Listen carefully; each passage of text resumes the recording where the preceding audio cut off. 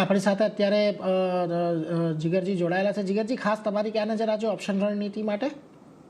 આજે ટોટલ બે છે. સૌથી પહેલા તો એમએનએમ ની વાત કરીએ. એમએનએમ નો જે કોલ જે છે 3,500 નો બાય કરવાની સલાહ રહેશે. તો સૌથી પહેલા સ્ટ્રક્ચર જે છે એનું ઓવરલી ચાર્ટ ઉપર લોઅર લો ફોર્મેશન થતું હતું, બટ રિસેન્ટલી લોઅર લોઝ નથી બન્યા, બટ ઓવરઓલ એક double bottom structure with divergence બન્યું છે.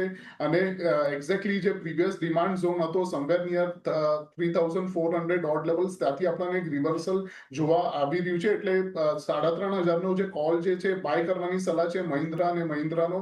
જે બાઇંગ નો ઝોન રહેશે એ સમવેર નિયર 80 થી 85 ના ઝોનમાં આપણે બાય કરી શકીએ છીએ. સ્ટોપ લોસ 50 નો રહેશે અને ટાર્ગેટ રહેશે 140 નો.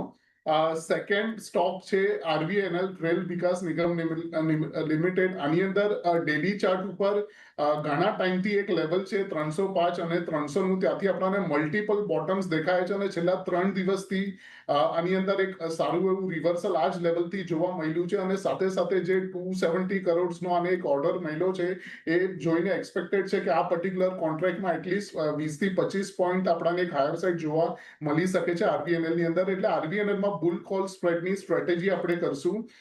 સૌથી પહેલા તો જે 320 નો કોલ છે એક લોટ બાય કરવાની સલાહ રહેશે 5 થી 6 ના ઝોનમાં.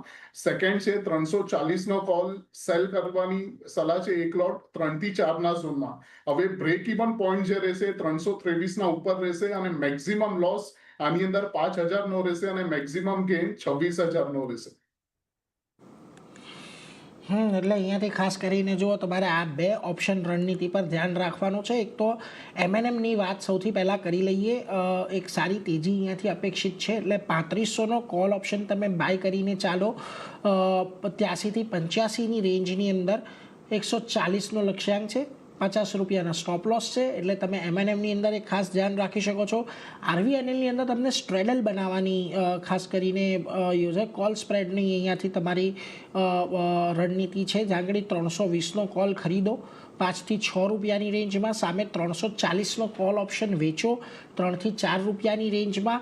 અહીંયા જે તમારો મેક્સિમમ લોસ છે 5,000નો છે અને મેક્સિમમ પ્રોફિટ તમને 26,000નો મળી શકે છે. એટલે આરવીએનએલ, એમએનએમ આ બંને પર તમારે ફોકસ રાખવાનું છે આજની ઓપ્શનની રણનીતિ માટે. તો આ તો થઈ